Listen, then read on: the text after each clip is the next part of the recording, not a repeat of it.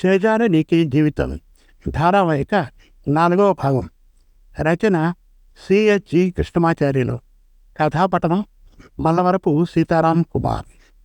జరిగిన కథ. ఇందిరా అనే యువతిని ప్రేమించి పెళ్లి చేసుకుంటాడు శేఖర్. పెళ్ళైన వెంటనే తను అర్జెంటుగా జర్మనీ వెళ్లాల్సి రావడంతో ఇందిరకు తోడుగా తన పిన్నిని, తమ్ముడు మధుని ఉంచుతాడు. వెంకట్ అనే వ్యక్తితో మాట్లాడుతున్న వదిన ఇందిరాని వారిస్తాడు మధు. శేఖర్ గురించి మధుతో చెప్పడం ప్రారంభిస్తుంది ఇందిర. శేఖర్ డిగ్రీ చదివే రోజుల్లో ప్రభా అనే అమ్మాయిని ప్రేమించాడు. ఆమెకు వేరే వ్యక్తితో పెళ్లి నిశ్చయం కావడంతో ఇందిరను పెళ్లి చేసుకుంటాడు. పెళ్లి రోజే ప్రభకు వివాహం కాలేదని తెలుసుకుంటాడు. ఇద్దరూ జర్మనీ వెళ్ళి అక్కడ కలిసి ఉంటారు.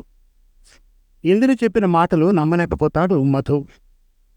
భర్తతో విడాకులు వచ్చే వరకు మధుతో సహజీవనం చేస్తానంటుంది ఇందిర. అంగీకరించడు మధు. అన్నయ్య శేఖర్కి కాల్ చేసి ఇండియా వచ్చేయమంటాడు. ఇందిర ఊహించినట్లే ఇప్పట్లో రాలేనంటాడు శేఖర్. ఇక చేజార నీకే జీవితం ధారావాహిక 4వ భాగం వినండి. రాత్రి సరిగ్గా నిద్రపోలేకపోయాడు మధు. అయినా అలవాటు ప్రకారం ఉదయమే నిద్రలేచి బీచ్ ఒడ్డున జాగింగ్ చేశాడు. అన్నయ్య శేఖర్ చెప్పిన మాటలు, ఇందిర దైన్య స్థితి, ఆమె విపరీత ఆలోచనలు, తన నిస్సహాయ స్థితి మధు మనస్సులో సుడులు తిరుగుతూ మనశ్శాంతి లేకుండా చేశాయి. ఇంటికి తిరిగి వచ్చిన మధు ఫ్లాస్క్లోని వేడిపాలు గ్లాసులో పోసుకుంటూ ఇందిర ఏం చేస్తోందో అనుకున్నాడు. నా మనస్సే ఇంత అల్లకల్లోలంగా ఉంటే ఆమె మనస్సు బహుశా అగ్ని గుండంగా ఉండి ఉంటుంది అని అనుకున్నాడు. పాలు తాగుతూ ఒకసారి ఇందిరను పలకరిద్దామా అని మధు అనుకుంటూ ఉండగా అతనికి ఇందిర పాడుతున్న మంగళహారతి వినపడింది.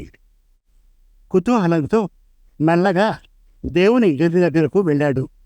తలారా స్నానం చేసి పట్టుచీర కట్టుకుని హారతి పళ్ళెం చేత పట్టుకుని భక్తితో హారతి పాట పాడుతున్న ఇందిరను చూడగానే అతనికి తన తల్లి, ఆమె చెప్పిన మాటలు గుర్తుకు వచ్చాయి. నాన్న, గుర్తుపెట్టుకో, నీకు ఏ కష్టం వచ్చినా ఆ దేవుడికి చెప్పు.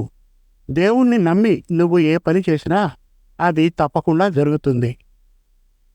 అప్రయత్నంగా కన్ను మూసి దేవుని ధ్యానించాడు. అతన్ని గమనించిన ఇందిర హారతి అద్దుకో అంటూ అతని దగ్గరకు వచ్చింది. ఇప్పుడే వచ్చాను, ఇంకా స్నానం చేయలేదు అన్నాడు మధు. పర్వాలేదు, మనస్సు ముఖ్యం అంటూ హారతి పళ్ళం అతని ముందుచ్చింది. కాదనలేక మధు హారతి కళ్ళకద్దుకున్నాడు. ఈవేళ శుక్రవారం కదా, లక్ష్మీదేవి పూజ చేశాను. నువ్వు స్నానం చేసి వచ్చేటప్పటికి టిఫిన్ రెడీ చేస్తాను అంది ఇందిర. దేవుని తలంపులతో మధు మనస్సు తేలికైంది. ఆలోచనలు ప్రారంభమయ్యాయి. సమస్య పరిష్కారంలో తొలిమెట్టు మనస్సుని అదుపులో ఉంచడం. చెదిరిన మనస్సుతో బుద్ధి పనిచేయదు. రెండో మెట్టు ఇతరుల సహాయం కోరడం. మహాభారతంలో అర్జునుడు శ్రీకృష్ణుని సహాయం కోరాడు. రామాయణంలో రాముడు సుగ్రీవుని మద్దతు కోరాడు. నేను ఎవరిని ఆశ్రయించాలి? కృష్ణుడు గీతాబోధన చేసి అర్జునుణ్ణి కర్తవ్యోన్ముఖుణ్ణి గావించాడు. నాకు అలాంటి గురువు నా ప్రొఫెసర్ గీతా మేడం. ఆమెకి నా కష్టం చెప్పుకుంటాను. ఆవిడ అండ ఉంటే ఇందిరకు కూడా మంచి జరిగేలా చేయవచ్చు అని ఒక నిర్ణయానికి వచ్చిన మధులో మళ్ళీ ఉత్సాహం వరకరేసింది. రాజస్థాన్ సెమినార్కి పేపర్ ఇవాళే పంపించాలి. ముందు దాని సంగతి చూసి తర్వాత ఈ సంగతి చూడాలి అని అనుకున్నాడు. టేబుల్ మీద టిఫిన్ రెడీగా ఉంది. ఇందిర జాడలేదు. ప్రతిరోజులాగే ఒక్కడే తినేసి యూనివర్సిటీకి వెళ్ళిపోయాడు. గీతా మేడం ఇంట్లో సోఫాలో ఆమె ఎదురుగా కూర్చున్నాడు మధు. నీ సమస్య ఏమిటో వివరంగా చెప్పు అని ప్రసన్న గంభీర స్వరంతో అడిగింది గీత. మధు జరిగిందంతా ఏదీ దాచకుండా వివరంగా చెప్పాడు. అంతా విన్న తర్వాత గీత ఇలా అంది. ఆమె అనాథ కావడం వల్ల ఈ సమస్య జటిలమైంది. ఆమెకు తల్లిదండ్రులుంటే, వాళ్లకు ఆర్థిక స్తోమత ఉంటే ఆమె వాళ్ళ దగ్గరకు వెళ్ళిపోయేది. ఒకవేళ కుటుంబం పేదదైనా ఆమెకు అండ దొరకడం కష్టమే. ఒక పెళ్లి చేసిన తర్వాత ఇంకోటంటే అదేమంత సులభమైన సవాలు కాదు. రెండో పెళ్లి అనగానే వచ్చే సంబంధాలు అంతంత మాత్రమే. తప్పనిసరి పరిస్థితుల్లో మనస్సు చంపుకొని కాపురం చేసేవాళ్ళు ఎంతమందో. నిజమే మేడం, వినయంగా అన్నాడు మధు. ఒకవేళ పెళ్లి కాలేదనుకో, ఈ మగ డేగలు వాడిపోతాయి. ఆ మాట ఈ మాట చెప్పి వివాహేతర సంబంధం ఏర్పరచుకుంటారు. అలాంటి బంధాలు సాధారణంగా అవమానకర పరిస్థితుల్లో ముగుస్తాయి. ఇవన్నీ గమనించే ఇందిర తన భవిష్యత్తుపై ఆశ వదులుకుంది. అవును మేడం అంటూ తల పంకించాడు మధు. ఇందిర విషయంలో ఇంకో ప్రమాదం ఏమిటంటే, పెళ్లి అన్నయ్యతో, కాపురం తమ్ముడితో చేసిన గడసరి అనే కళంకం. అవును మేడం, ఇంటికి వచ్చేవాళ్ళు కాస్త మీ ఆవిడని పిలుస్తారా అని నన్ను అడుగుతారు. మా అపార్ట్మెంట్ కాంప్లెక్స్లో తెలిసిన వాళ్ళు మీ ఆవిడ ఈ మధ్య కనపడలేదు, కులాసయ్యేనా అని వాకప్ చేస్తారు. అందుకే ఇందిర పనిమనిషిని కూడా పెట్టుకున్నట్లేదు అని సమాజాన్ని తప్పుపట్టాడు మధు. వద్దనుకున్న పేరు ఎలాగో వచ్చిందనే కదా నిన్ను సహజీవనం చేయమని కోరింది. కావచ్చు మేడం, ఇది పాపం కాదా? ఆమె నా అన్న భార్య. నువ్వు మీ అన్న భార్య అంటున్నావు, నా భార్య అని మీ అన్న అనుకుంటున్నాడా? అనుకునే కదా ప్రతి నెలా తనకు డబ్బు పంపుతున్నాడు. డబ్బు? ఆ డబ్బు ఆమె ఉద్యోగం చేసి సంపాదించుకోలేదా? ఆమె ఉద్యోగం ఊడగొట్టి తన మీద ఆధారపడేలా చేసి నెల నెలా ముష్టి వేస్తాడా? భార్యకు ఇవ్వాల్సింది ప్రేమ. డబ్బిచ్చేవాడు యజమాని అవుతాడు కానీ భర్త కాడు. తల్లిదండ్రులు, తోడబుట్టిన వాళ్ళు ప్రేమని పంచుతూ ఆమె కోరికలు తీరుస్తారు. అదనంగా భర్త ఒక్కడే ఆమె కామ వాంఛను కూడా తీరుస్తూ తల్లి కావాలన్న ఆమె కోరిక నెరవేరుస్తాడు. ఈ మాత్రం ఇంగితం లేదా మీ అన్నకి? ఉద్యోగపరంగా భర్త దూరంగా ఉన్న స్త్రీలు ఇందిరలా ఆలోచించరు కదా మేడం. ఈ మాట అనేటప్పుడే మధుకి అర్థమైంది ఇది ఇందిరకు వర్తించదని. ఇందిర పరిస్థితి వేరు కదా మధు. ఆమె భర్త విదేశానికి వెళ్ళి భర్త కాకుండా పోయాడు. ఇప్పుడు ఆమె ముందున్న ప్రశ్నలు మనం వేసుకొని సమాధానాలు వెతుకుదాం. సరే అడగండి మేడం, తన సంసిద్ధత వ్యక్తపరిచాడు మధు. ప్రభా, శేఖర్ విడాకులు తీసుకుంటారా?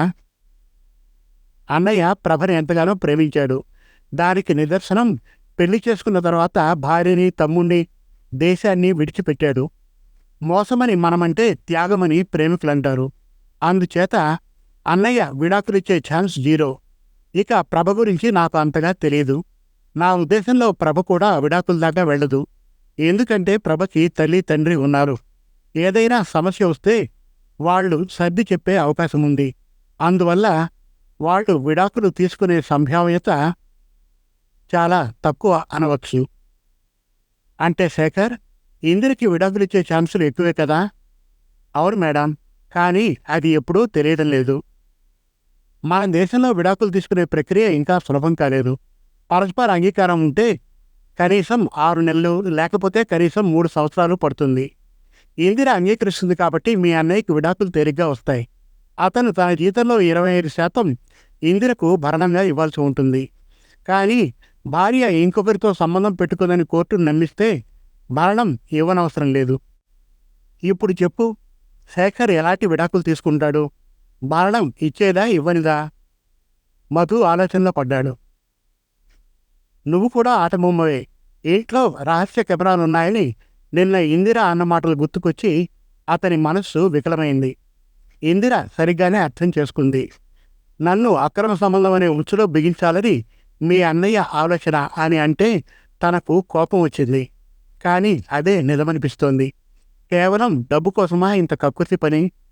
దీర్ఘంగా ఆలోచిస్తున్న మధు ఏమి సమాధానం చెప్తాడో అని కుతూహలంగా ఎదురు చూస్తోంది గీత. ఇంకా ఉంది చేజార నీకే జీవితం ధారావాహిక 5వ భాగం త్వరలో. మరిన్ని చక్కటి కథల కోసం, కవితల కోసం, వెబ్ సిరీస్ కోసం మనతెలుగుకథలు.com విజిట్ చేయండి. Thank you.